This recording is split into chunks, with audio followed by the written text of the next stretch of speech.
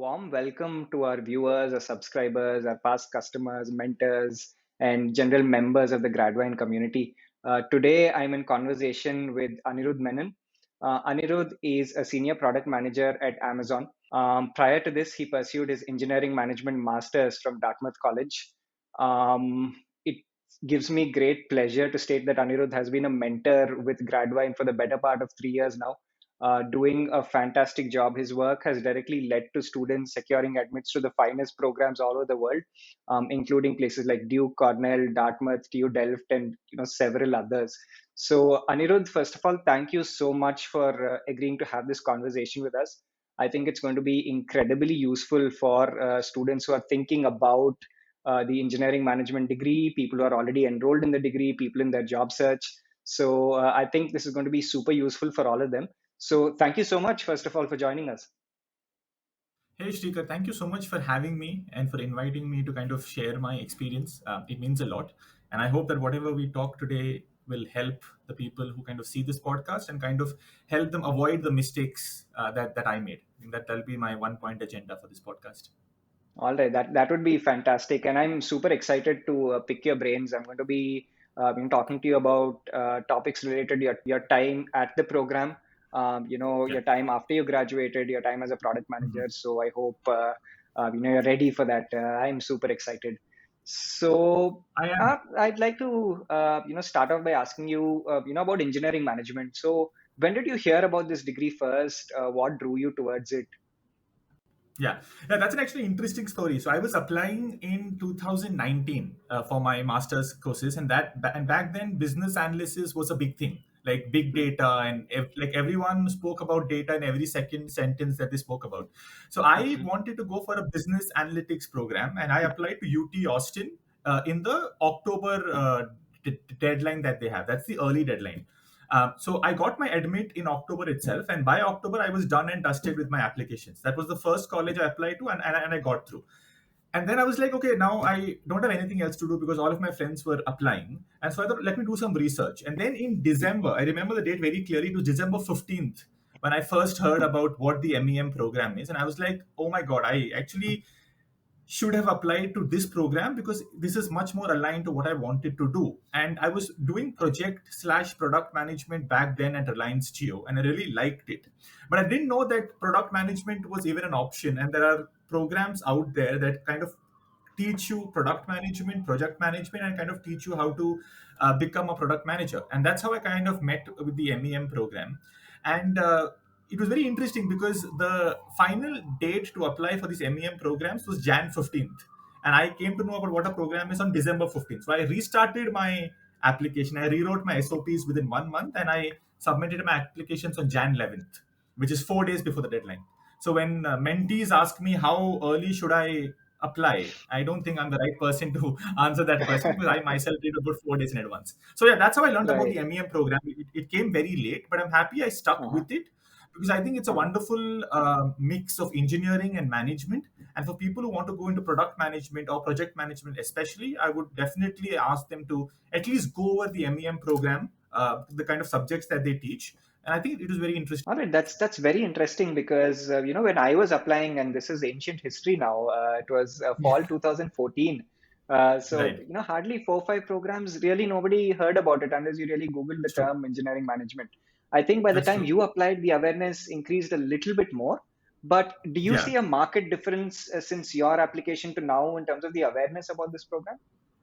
I do. I do. I think in the last 2, 3 years, and I know this because I've been talking to mentees from Gradvine, there's been so much interest in MEM. Like every second mentee I speak to, either on a LinkedIn or from Gradvine, wants to do an MEM program. And product management is this new superhero on the block, right? It's like the Right. poster child of the Silicon Valley. Everyone wants to be a product management, and I think the easiest path to product management is the MEM program. Now, the Pretty myth much, yeah. that a lot of people have is that it's only the MEM program that can lead you to product management. I don't think that's true. I think many different programs can lead you to product management, including CS. I know graduates from a CS program who become product managers. But yeah, MEM, I Uh-huh. think one of the reasons why people love MEM is because they have these marketing courses and management courses, which kind of bring the fun into, dry technical engineering subjects that a lot of other programs have. So if you look at all of these top MEM programs, say Duke or Dartmouth or Cornell, their marketing programs or the marketing courses that they offer will be fantastic, or the professors will be Hmm. amazing, which is one of the kind of Hmm. like the pulling threads for mentees to do MEM. But to answer your question, I think it's true. I think I've seen a lot of MEM interest kind of sparking, which is, hey, I mean that's a great thing. New members adding to the MEM community every day. Absolutely, couldn't agree more. And of course, some of the advantages I communicate to students is also that, hey, you know what? It's STEM. It's offered by elite schools. If you don't Right, like coding, you don't necessarily have to code, but if you like it, you can choose to do that as well. And right. pretty decent career opportunities. Again, not promoting the degree, but it Yeah, started to make yeah, sense rather over the last few yeah, years. So you mentioned a lot of good schools, right? You talked about Duke, Cornell, and of course, you went to Dartmouth, and I went to Dartmouth as well. So certain soft yeah. corner there for sure. So Big green. did you apply to other schools? Big Green, of course, yeah. So did you apply to other schools, and did you get in Yeah. there? And why did you choose Dartmouth? Yeah, so as I said, I had an admit with UT Austin, so I knew that if MEM Uh-huh. doesn't work out, I have a fallback option. But so Hmm. I applied only to three schools in the MEM. One is Hmm. Dartmouth, one is Duke, and one is Stanford. Hmm. I really liked Okay. the Stanford MSE program, but unfortunately, Hmm. Stanford did not like me. It was like a one side relationship. But yeah, these are the three Yeah. schools I Yeah. applied to: Dartmouth, Duke, and Stanford. And I really liked the Uh, programs of all of them in the order of uh, Stanford, Dartmouth, and Duke. So I'm happy right. that I got my second choice there. Yeah. Yeah. Yeah. Right. Who needs Stanford, anyways, right? So. That's yeah. That's something I keep talking to my. I keep writing in my journal about to kind of forget that. Yeah, yeah, yeah. Of course, tongue firmly in cheek, of course.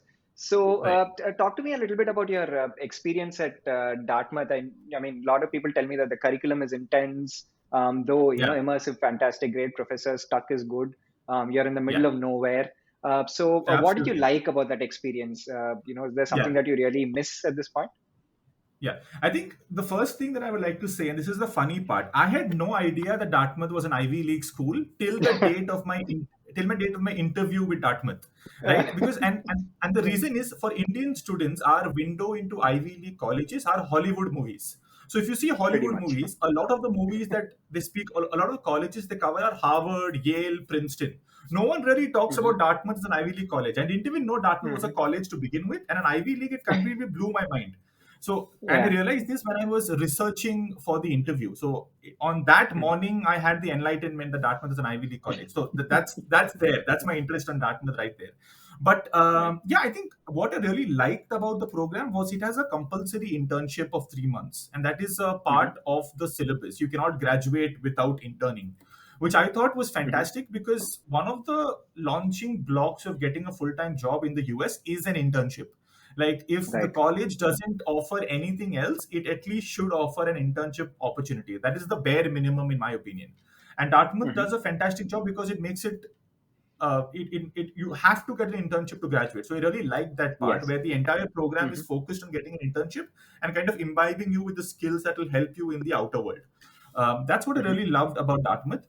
Um, Number two is Dartmouth attracts a very myriad set of profiles, which I really liked. Right. It Hmm. Hmm. very it doesn't have like a one fixed template of people who come there, and we had a batch of 50 with only 11 Indians. So you have to kind of Uh, interact with people who are not your nationality, which kind of opens yes. you up. And that's not Hmm. true with a lot of other places that I know. There are a lot of Indians there, and Indians are kind of comfortable talking within themselves, Agreed. Yeah. which might not be a good or a bad thing. I'm not commenting on that, but I'm just saying that Dartmouth gives you an option to talk to more people than you would have in your Hmm. life. Hmm. Though Hmm. this does not have a direct impact on your grades or on your job, I think it's a fun part because 2 years you get to kind of live away from home and kind of become a better person or like a person of the world. I think it's a good Hmm. opportunity to have.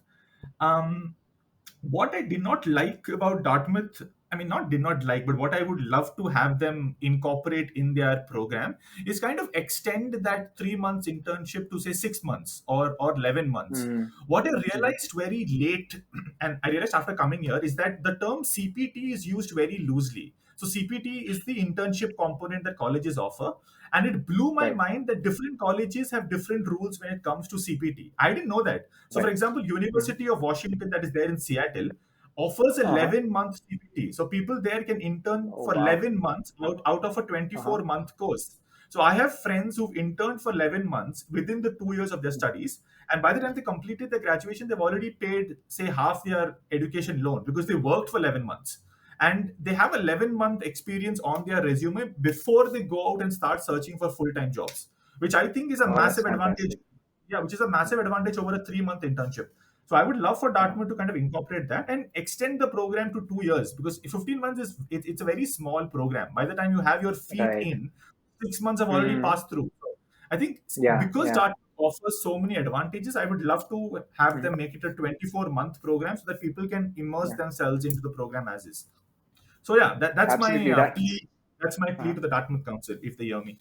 Right. Yeah, that's a fantastic point, and this is what I tell a lot of our candidates who approach us saying that no, I want to go for a 1 year program, 2 semesters. I want to get back into Yeah, the industry as far as possible. And I tell them that yeah, listen, you're spending a good amount of money, and I it's going to agree. be a stressful job search, and the experience is so important. So the longer program, you should be happier. You're I agree. getting your money's worth, and the experience is great.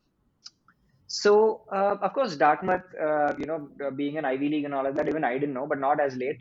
Maybe before submitting the application, I realized.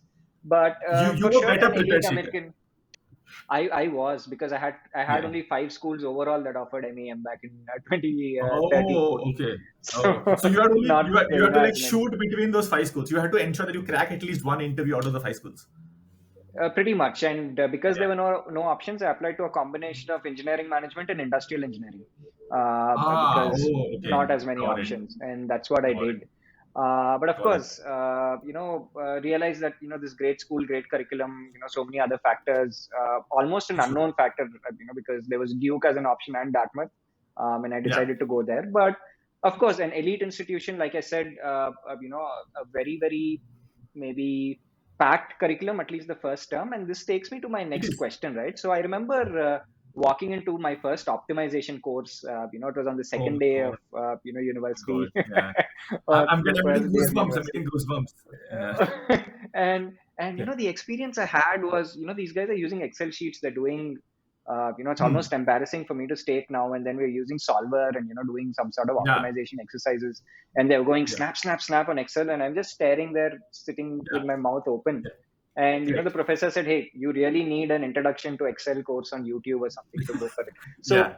did you find it difficult initially to adjust to the atmosphere there, or was it like a breeze for you? Oh, not at all. It was more of a hurricane if you compare. It was very very difficult, and optimization. I still get nightmares about optimization even now, because I remember sitting in that class and being completely blindsided by the fact that everyone knew how to run Excel, and I realized later that many of my friends had taken operations in their undergraduate course, so they almost had an Uh-huh. edge over me when it comes to optimization. But it took me Uh-huh. around 2 months. Like it was only before the final exam that I got a hang of optimization. I had no idea what I was doing. Like literally, I had one mind to pack my bags and come back because this is something I didn't sign up for. Right. But it's true. I think the first semester is always the most difficult because you're staying away from family. Uh-huh. You don't know people around you. It's a new country. Mhm. It is a completely Right. different set of system that you've been used to, either living in India or any other country that you come from. And on top of it, you have subjects that are completely thrown at you to kind of finish because it's only a 3 month quarter, right? Like you can start the word quarter, and by the time you say the quarter is over. It's that short. Yeah. But yeah, I think the first quarter or even the first semester in any college is very, very difficult. It's only by the second semester that you Mm-hmm. get a hang of it. And this I've seen with Mm-hmm. all of the people who come to the US, no matter what college they go to. So the first semester is always the most difficult one because it also comes in the winter. Right? If you're a fall intake, it's the winter that is the Right. first quarter. It's already dark, gloomy, and snowy, which you're not used to. On Right. top of that, you would also deal Mm-hmm. with kind of do your laundry or wash the dishes, which is things that you don't account for, but it really adds up. So the Yeah. Oh, first yeah. Yeah. quarter was very very difficult, but I think I had good friends back in Dartmouth. My roommates were amazing, so we kind of all grouped together and supported each other.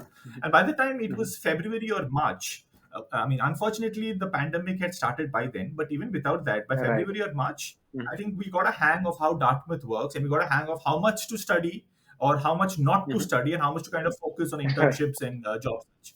So Uh-huh. yeah, the Uh-huh. first month, if I had a choice, if God asked me for three wishes, one of the first wish would be make the first semester a lot easier for people who come to the US.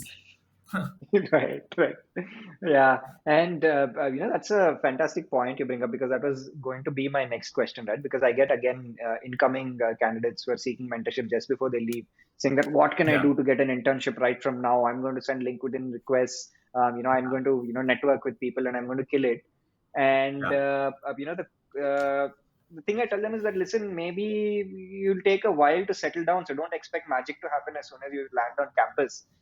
So how yeah. was it for you? When did you actually seriously start your job search? When did you start seeing results? Yeah. No, before that, when people ask me the same question, right, what do I need to do in the first 3 months? I would say learn how to cook dishes that you can eat and learn how to do your laundry and the household chores. Because if you do that Right. properly, you will have time to apply for internship. And if you don't do that, that kind of frustration boils into your internship search also. But yeah, I Right. need to answer your question, and this is the story that every student goes through. As soon as someone in your batch gets the first internship, which will Hmm. invariably be in the month of September or October. You'll have the super achiever who's come from India in August, Right. and by October they already have an internship. And everyone else kinds of gets startled by the fact that, oh, this guy has an internship in October. I need to start Mhm. working. So I was one of Right. those people who've kind of followed that herd mentality. And by the time one Uh-huh. girl, and I think there were a couple of people who got an internship by October itself. I'm like, were they preparing for Hmm. the last 2 years while they were in India itself, or what? But it's only after October that I started to kind of, oh my god, she has an internship and Hmm. I don't, and I started. Hmm. It is still difficult. So it was in January when I got my internship call from Philips, and this was after I Hmm. got rejected from 50 other roles. And I Right. don't even talk of Hmm. that because now everyone is rejected. Like if you're not rejected, you don't have scars to show others. That's the new cool. So you should be rejected. Right. But yeah, I think by Hmm. January, February, I had got a hold of things, and a lot of people from my batch also got internships around February and March. So it takes a good around 4 to 5 months for you to get used to this term Hmm. called networking. In India, Right. networking has a very different meaning as it has in the US. And if you apply the Hmm. Indian definition to US, you will definitely not crack it. So you need to learn Right. and relearn what networking is. It's not just a Hmm. transaction. It's you're actually creating a relationship with the other person, and in the due course of time, a job offer or an interview offer is just one product of that relationship. It's not the be all and end all of that particular Right. talk that you have with a person. It takes Hmm. 4 months or 5 months to learn that, because for 25 or 24 years of your life, you've kind of thought in a very different way. So it's very difficult to change overnight. But to answer your question, yeah, wait for someone to get an internship in October and you will automatically fall in place. Right? No, did you have someone, or were you that someone who got an internship in October? No, no, we did have people, and I know this feeling exactly, right? And it's invariably this computer science guy who has like 2 years of experience past at Correct. Microsoft to go and apply. You hate these computer science folk, no? So Absolutely. they do manage to get the internship quickly, but no, certainly not among the first ones in that internship search, at least. Yeah. And you bring up a very interesting point about networking, right? How it's important to nurture relationships in the US. So, True. I mean, what platforms were powerful? Was it, the job portals that were on offer at university? Was it LinkedIn? Yeah. Was it, Yeah. the CCC that Dartmouth offers, which certain other schools don't offer? So, what did you feel was the most promising avenue, at least?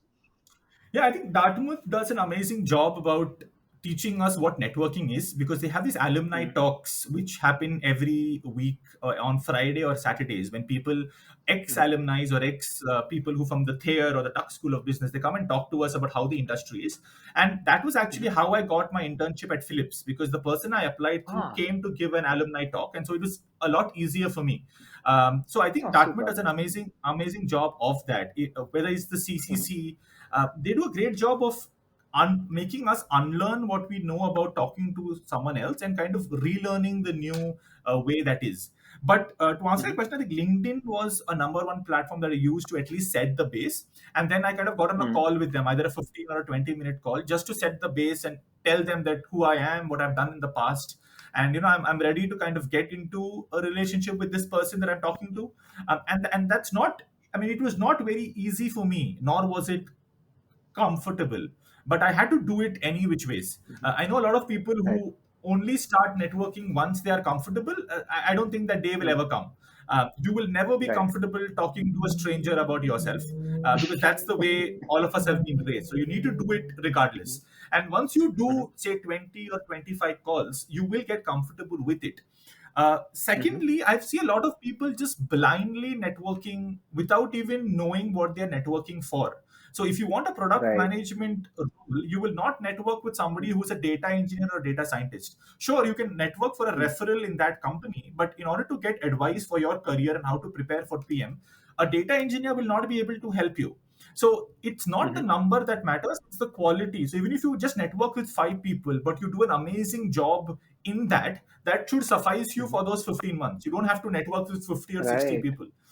So I think Mhm. Mhm. preparing and making a list of people you want to network with and knowing exactly what points you want to hit while on the call or following up with them is a lot more important Mhm. than just getting on the call and talking to everyone. Because frankly, if you network with 60 to 70 people, you will not have time to do a lot of other more important things that you have to do. I Mhm. mean, networking is okay, but you still need to go and apply to those jobs and press that submit button and make the cover letter and make the resume, right? It's not like if you network, you'll get a job. Right. So yeah, I think networking is important, but it's not a lot more important than many other things that you need to do. So conserve your energy there and apply it to other important aspects is what I would say. And I Right. failed at that. I was networking with Mhm. say 50, 60 people in the beginning, and I thought that I had cracked the code. But in the end, it didn't really help me. In the end, it's only 5 to 6 people who really helped me, who knew the career path I was charting and kind of helped me Mhm. navigate that. And Anirudh, it's almost like you're reading my mind, right? Because this is exactly the segue I was going into in terms of focus, in the Yeah, job search. And yeah, now, I'm going to stick my neck out there and make a statement. Everybody is talking about product management today. It's like yes, product management is the new data science, right? Now, everybody yes. talks about Yeah. it. I honestly don't know how many people know about it, but everybody Yes. wants to do it. How Yes. about you? Did you have this clarity that I'm going to be a product manager? This is the exact job role I'm going to apply to, and I'm going to, Yes. nail it? Or was it Yeah. something you learned during the process while you were at university? Yeah. No, you're true. I think product management is the new in thing, right? Everyone is an expert on Mhm. it. Everyone has an opinion on it. I'm pretty sure there are Right. more product managers out there than there are products to be managed at this stage. But I'm sure. yeah, but no, I think I was fortunate enough. I was working at Reliance Jio for 2 years before I came to the US. Mhm. And at Jio, I Mhm. was doing a mix of project management slash product management. So I knew what product Mhm. management was, but I didn't know this was Mhm. like a full fledged option before I came to the US. I had no idea. It's only when I came Mhm. to the US I Mhm. realized that there are people who really want to be product managers, and I'm like, hey, this is pretty similar to what I did for 2 years. So maybe I have a natural inclination to that place. And I don't have to Mhm. kind of, retailor my resume because my experience Mhm. directly fits the requirements of a product Mhm. manager. So within the Mhm. first month of coming to the US, I was pretty much sure I want to get into product management. I didn't Mhm. have a follow-up option, which when I look back, I think I should have. But at that time, Mhm. you kind of feel that the world will bend to your will, and you're like I mean, the world revolves around you. So, I mean, my Right. advice would be have a fallback option because things might not work the way you want. But I was stupid enough to go ahead with I only want product management and not even project management, only product management. Right. But I'm Right. I'm really Right. lucky that things worked out for me. Otherwise, I would have had a really tough time in kind of falling Mhm. back on option two. But yeah, that's how I All right. got into product management, and then I did some Uh-huh. courses online, and I spoke to a Uh-huh. few friends. And this Dartmouth CCC that you mentioned, which is basically a set of Mhm. people who've been in the industry for say 12 or 15 plus years, very experienced folks. A lot of them were Mhm. product managers or senior product manager, or they kind of headed a product manager group within their organization.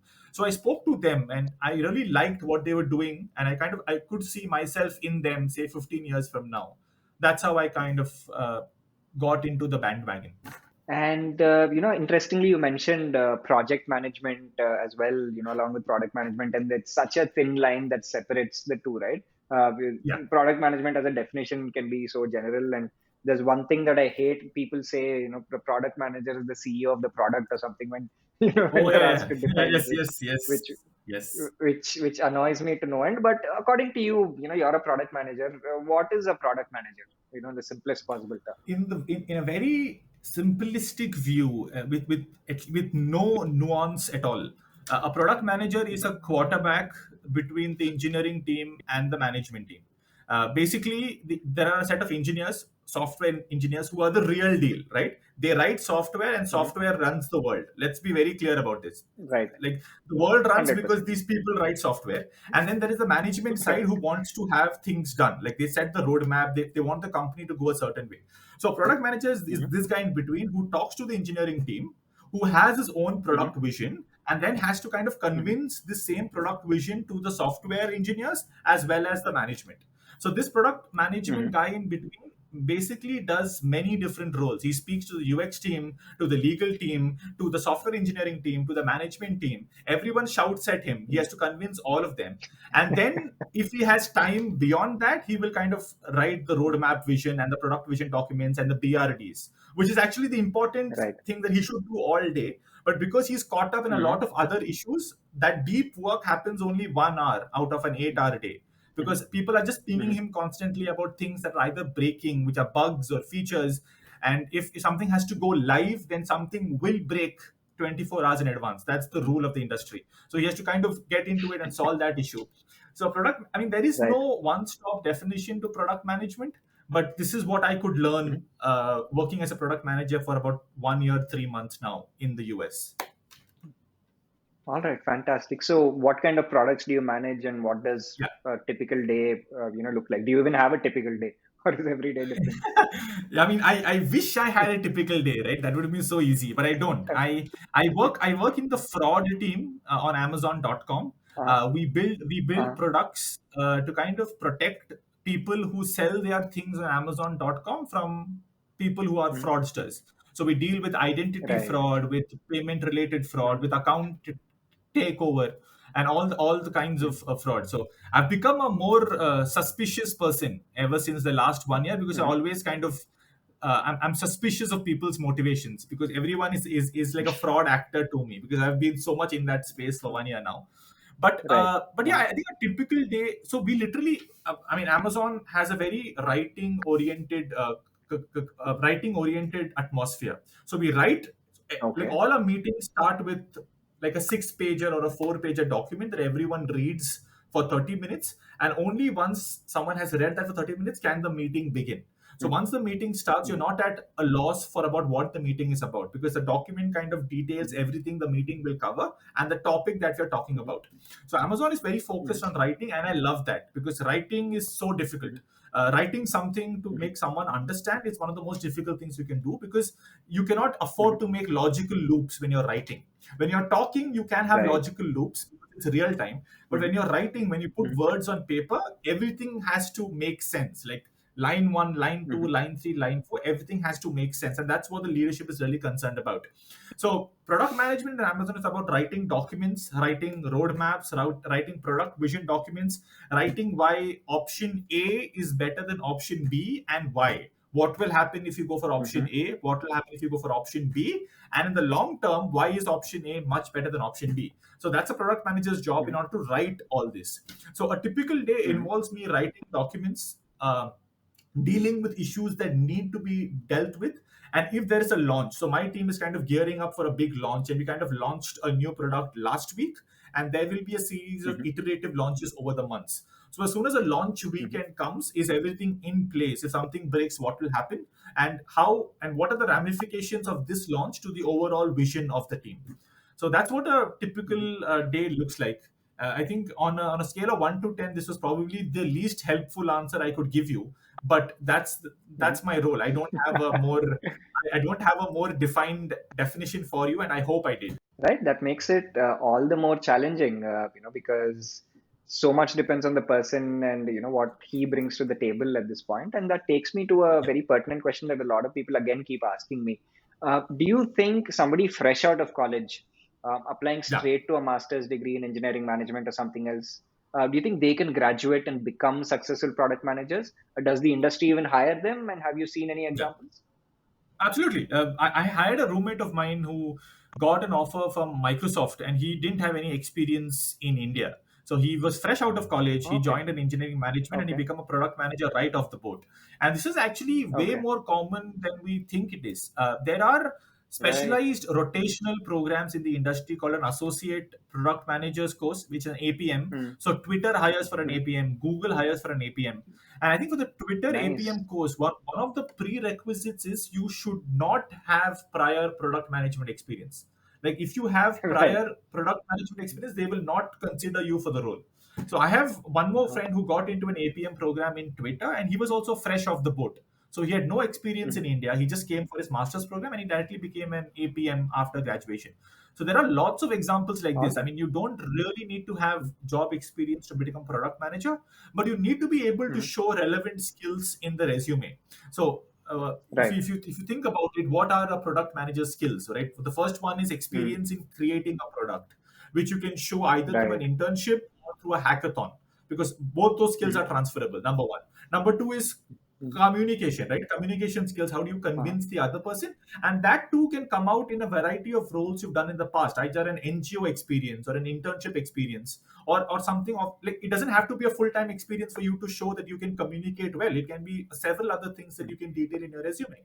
And number three is the Mhm. ability to think logically and write, which again can come through many other experiences. So a full-time experience, in my opinion, is does not have to be the prerequisite for product management. um, Right. and this is a question a lot of mentees ask me, right? Should I do a certificate course in product management in order to become Mhm. eligible to Mhm. apply? I would say, in my opinion, in my priority list, internship and hackathon is way higher than a certificate course, because a certificate, like, no one really knows who attended the certificate course. No one really knows if you, I mean, I don't Precisely. want to Yeah. use the, yeah, I don't want to use the word, but did you cheat or did you like get answers of Google when you were applying for a cert? Who knows? But an internship and Yep. hackathon is a much more, I mean, it's something that can be touched and felt. And if you create a product in the hackathon and you Mhm. share that link in your resume, that's a fact that Right. you worked on the product.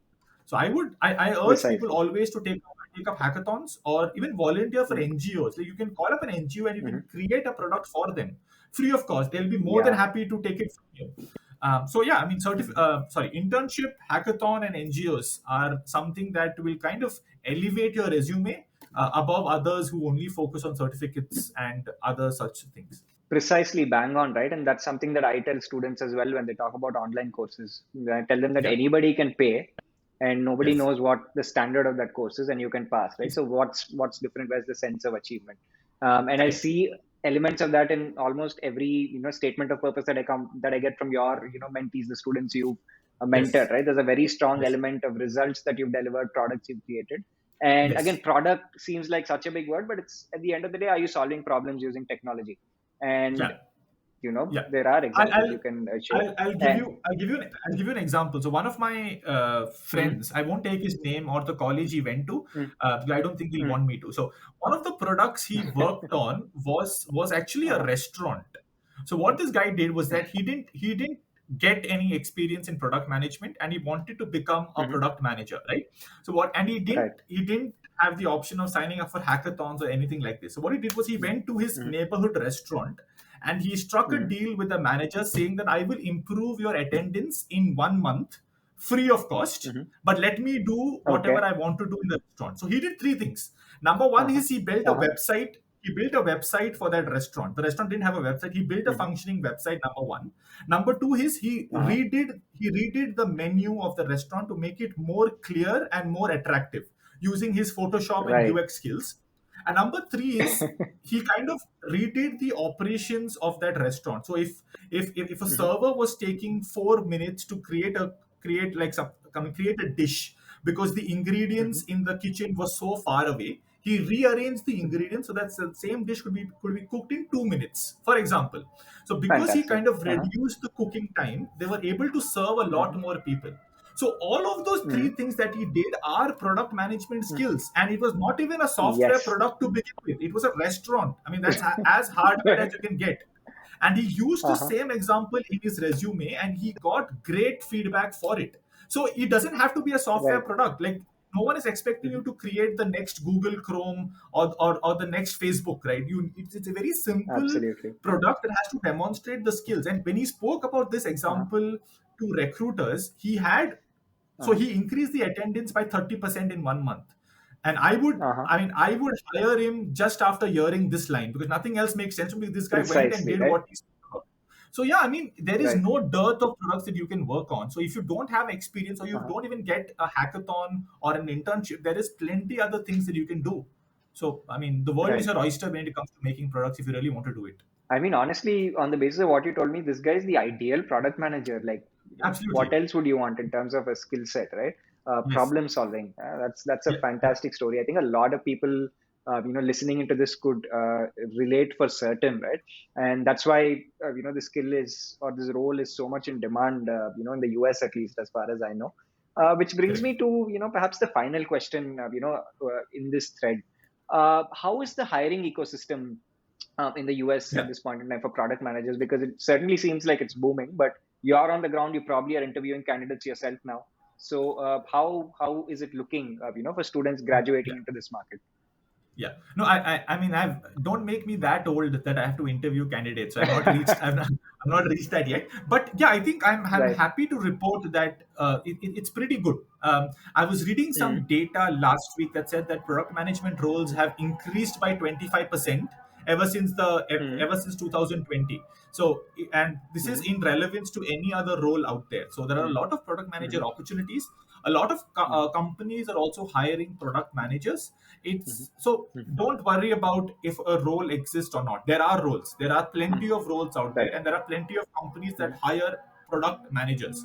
But the question is, Mm-hmm. do they want to hire you? Like, do you meet a Yeah. basic set of requirements that they have, that they are looking for? Yeah. But I think Mm-hmm. the good news and the bad news is, the good news is there are plenty of roles. The bad news is many Mm-hmm. people are applying for those roles. So it kind of equals Right. it out.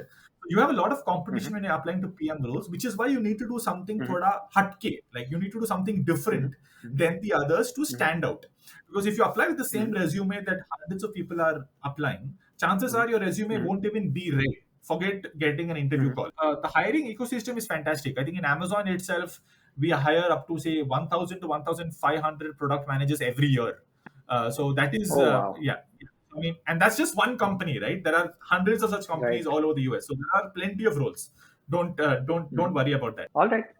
Thank you so much for that, Anirudh. I think we covered pretty much all of the topics that would interest a lot of candidates, and I'd like to touch upon a couple more things because before I'm. before before you Uh, yeah before you do that, and uh, sorry, and this is something that I want to uh, complete about product management before we move on. A lot of Fantastic. Please people go ahead. Yeah.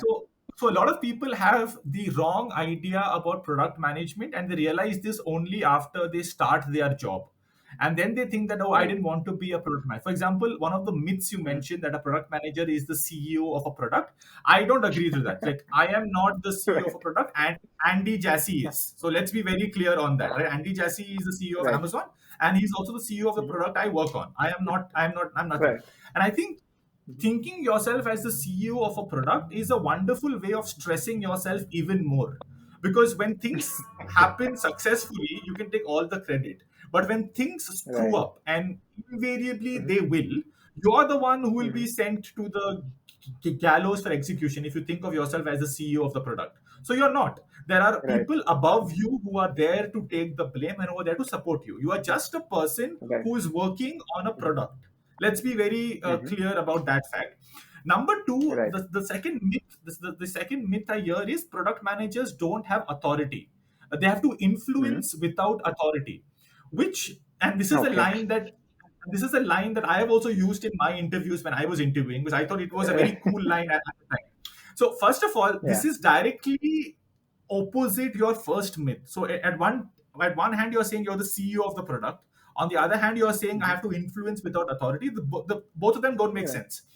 But I am Correct. happy to report that product managers Mhm. do have authority. But that Mhm. authority is dependent on two things, right? Or three things. Number one is, do you have a previous track record of accomplishment? Like, why should software Mhm. engineers listen to you? Just because you've read a Mhm. few books, or because you have a demonstrable history in product management? Number one. Number Right. two, Mhm. number two is, can you smile through the most difficult situations that are there? Because you are the one who's Right. always there when the fire is the hottest, right? And if you can Mm-hmm. smile Mm-hmm. through that and get your team to move along with you being the Right. last person to leave, you will be a wonderful product manager. Mm-hmm. And number three is, Right. are you someone would like to sit next to for a 6+ hour flight? This is something that I got from one of the Dartmouth CCC members. He said, if you want Uh-huh. to judge a person, just think about, will you sit next to this person for an 8 hour flight? Mm-hmm. Because when you sit next Mm-hmm. to an 8 hour flight, all the pretense and all the facade has to flow away. You have to be your authentic self. Mm-hmm. So if you are someone likes to spend time with, you will make an amazing product Mm-hmm. manager. So these three things is something that give you authority, and not anything Mm-hmm. else. So in order to build a track Right. record of accomplishment, I have a lot of product managers, and I myself, who say that, software engineers don't listen to me, or my inputs are Mm-hmm. not heard. Well, that's because you haven't Mm-hmm. done anything in the past worthwhile for software engineers to listen to you. And the day you Mm-hmm. start doing things that are worthwhile or that impact the team or the company, everyone will listen to you, because you're paid for the value you bring, not for the books you read, Right. or for the brand you are, or for the college you went to, right? Everyone pays you for the Mm-hmm. value you bring. The greater value you Mm-hmm. bring, the more money you'll be paid. It's a very simple transaction. So yeah, I mean, Right. those are the two myths I wanted to dispel about product management, and these are the things that people realize late after they start their product Mm-hmm. manager role. So if people could realize Mm-hmm. this earlier, they will have a track record of Mm-hmm. accomplishments even before they start their job. So I just wanted to put it out there. All right. Thank you so much for that. The last 3, 4 minutes, I think, are going to be so incredibly useful for so many people who Yeah, are considering this role, that it excites them. yeah, So many things they like about the role are true. So many things that they don't like about it are true as well. So yes, absolutely fantastic. And this is also something I keep telling customers right before they become our students and our mentees and all of that. right, Just on the basis of the last 3, 4 minutes, wouldn't you like somebody like this guiding you through the process, or working on your statements of purpose, or telling an admissions committee why you want to become a product manager? And yeah, people always question that, oh, this person is just in college, or what experience do they have? This yeah, consultancy has 20 years of experience. And yeah, my argument with them is, listen, like, yeah, this person is an English literature graduate, perhaps editing your statement of purpose, probably doesn't even know what product management is beyond a simple Google search definition. Who would right, you like? Somebody who can speak with this level of authority and depth on the subject, yeah. or somebody who is just has absolutely no I clue. I And agree. we've seen you wear so many different hats, do very well. But one thing that I've seen personally is how brilliant of a mentor you have been, to our students, Yeah, not just in terms of the documents, but in terms of career as well. yeah. So, do you have any, tips for students with regards to the SOP, the LORs, any application material, any advice you'd want to Yeah. give them?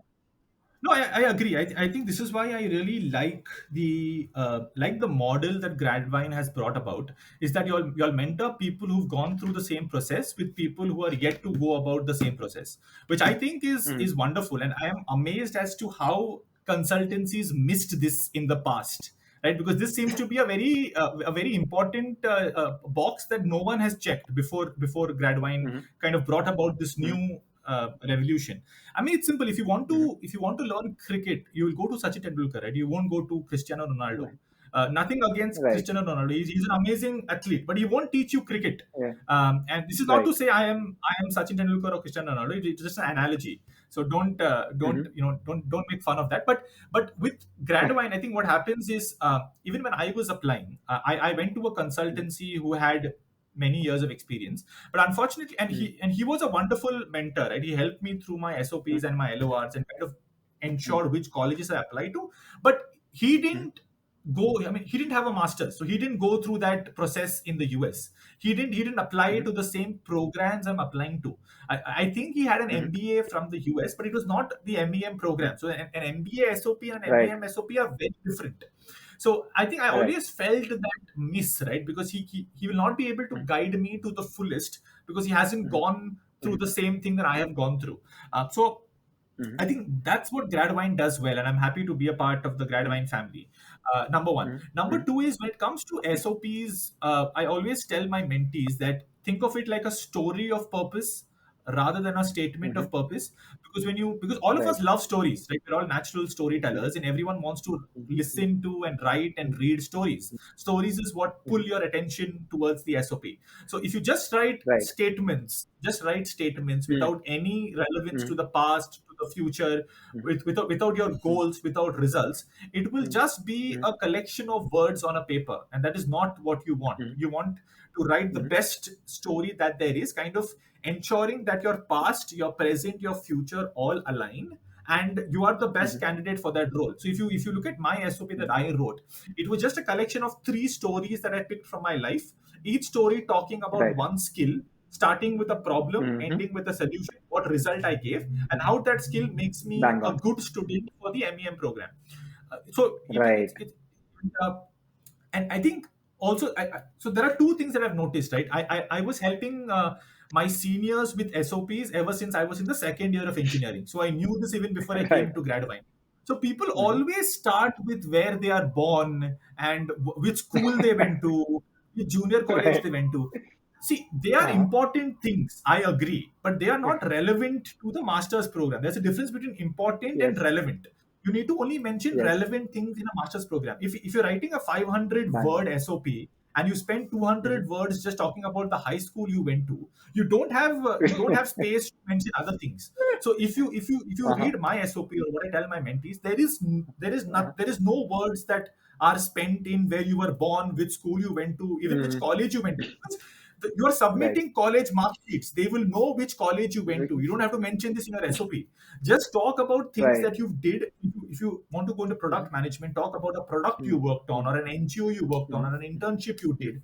And if you can add Right. links there, links to your app, links to your Mhm. website, or have numbers in the Mhm. SOP, that will make a Mhm. much more robust case than writing about where Mhm. you were born. And so that is something that I Mhm. wanted to change. And I've got Mhm. into Mhm. fights with my people in college because when I wrote SOPs for them or when I edited their SOPs, they were against me. They were like, Uh-huh. "How can you not mention which college you went to?"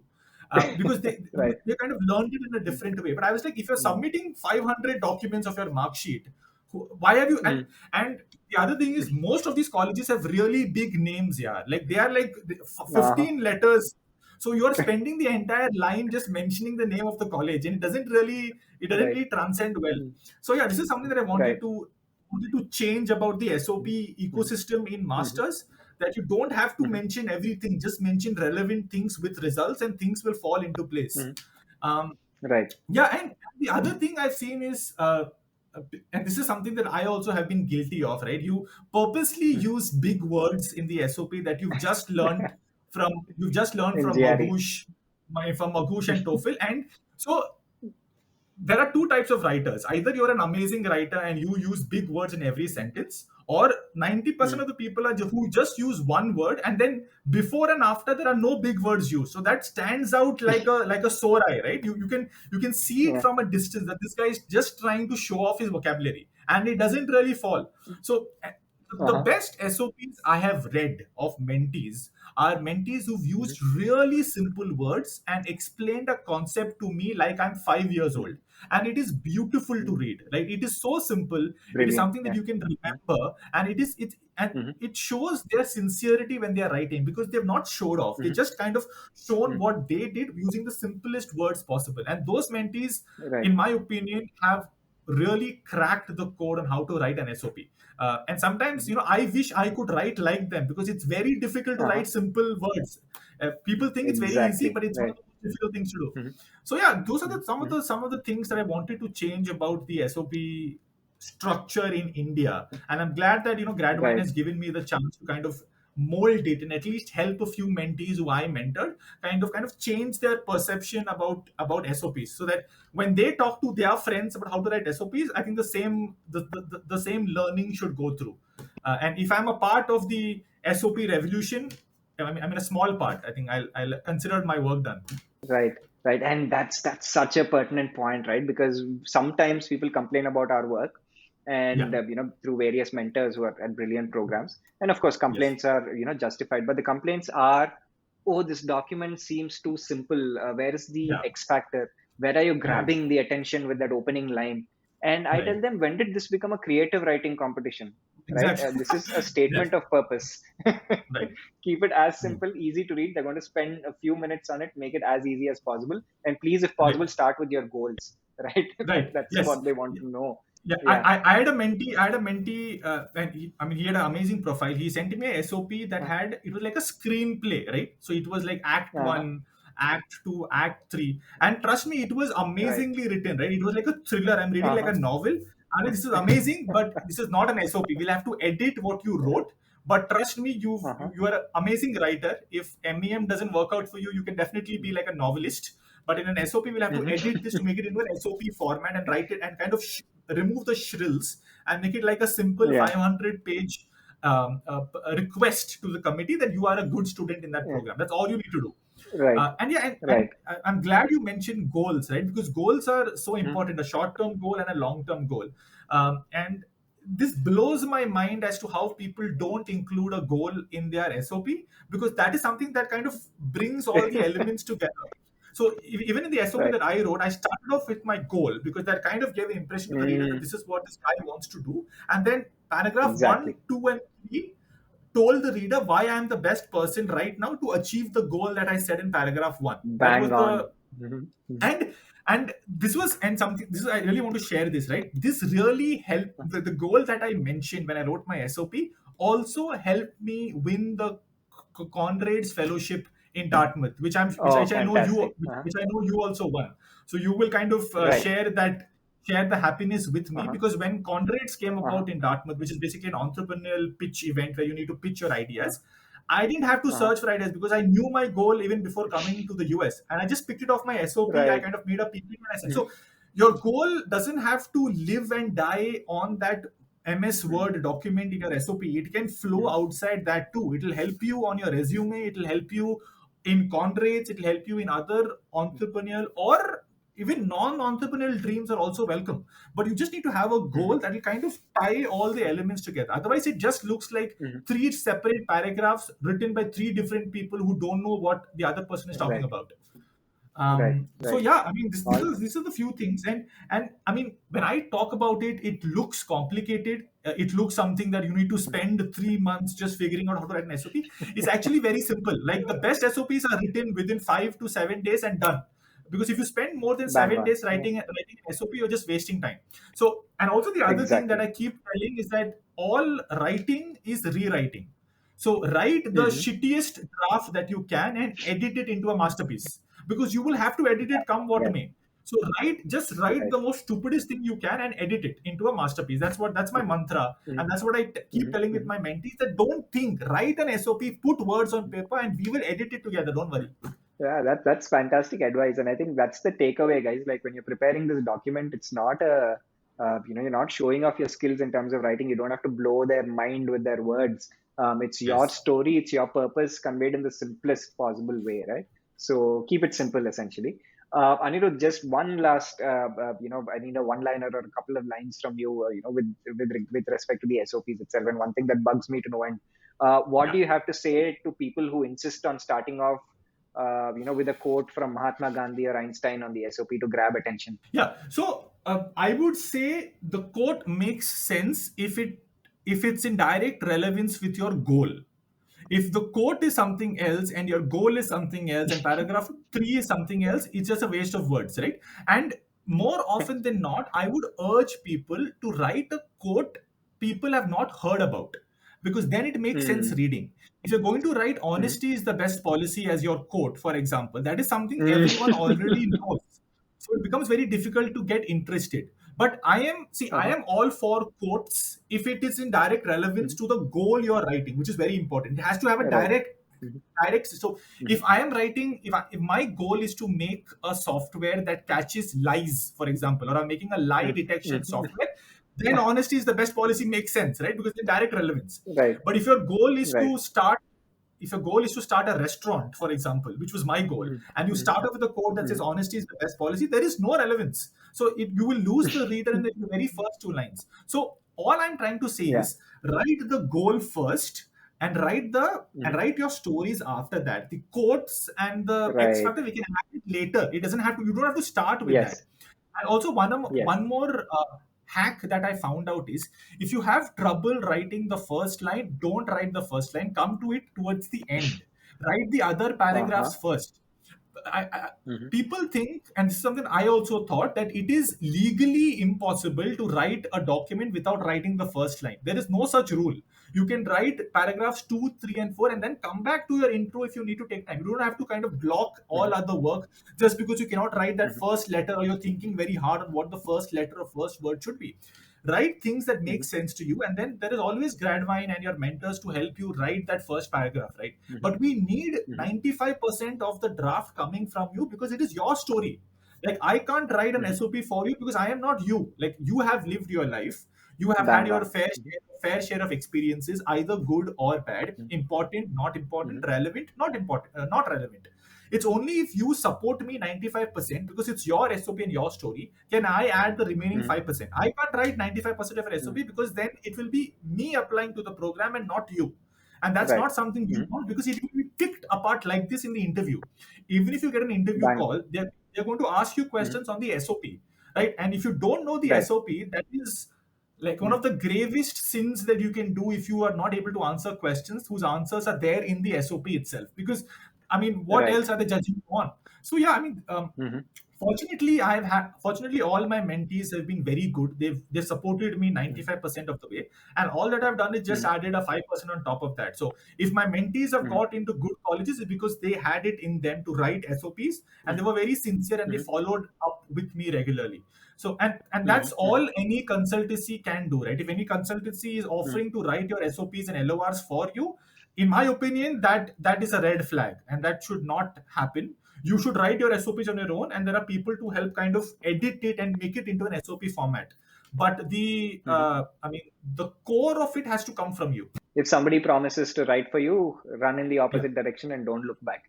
Essentially, you'll absolutely. be much better off doing it yourself.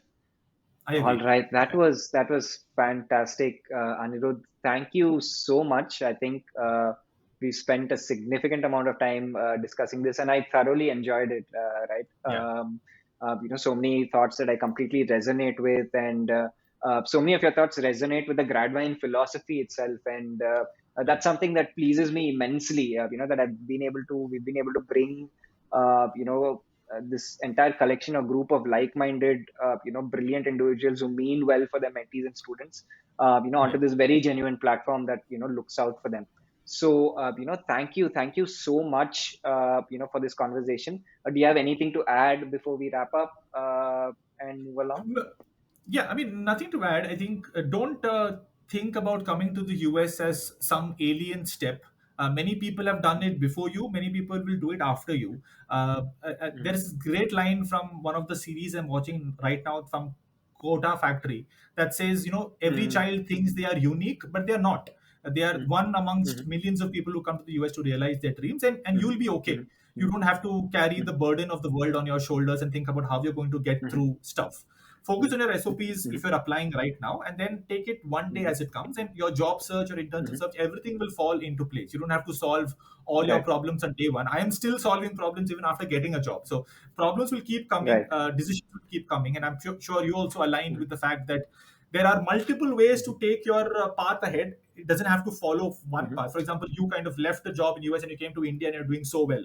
That also can be Mhm. one path, right? It depends on what you want Mhm. at that particular point in time, and you don't have all the Right. information right now to make that choice. You'll have to be in that point to make a choice. So yeah, I mean, take it one day at a Mhm. time, and there are many people who are there to support you if you kind of Mhm. meet us halfway. If you yourself Mhm. don't meet us halfway, it becomes very difficult for anyone to help support you. So I just hope that whatever we spoke about right now was just my experience, and as I said at the start of my podcast, I just hope people don't make the same mistakes that I did. And if I can play a part in helping people avoid those pitfalls, because I have fallen in them and I don't want them to fall in them Mhm. too, I think I'll consider my Mhm. work well done. So yeah, that was all. If I was Mhm. if my jokes didn't land in some places, or I was not the clearest person, apologies. I will work on it. And if Gradavan invites me for the second podcast, I will come much better prepared. Thank you. Oh, it would be an absolute pleasure having you, with us again. That was a fantastic session, going to be useful for so many people in so many Sure, different points in this, journey. Even if they're thinking about a master's years later or they've already finished, I think this is going sure, to be incredibly useful. And thank you so much. I would absolutely. also like to thank our viewers and our subscribers and our supporters who've been, so very fantastic and supportive to what we've been doing at Gradvine. If you like this video, please like, share, subscribe, follow us on our social medias, because we keep putting out information that is relevant, information that is current, and information that is unbiased.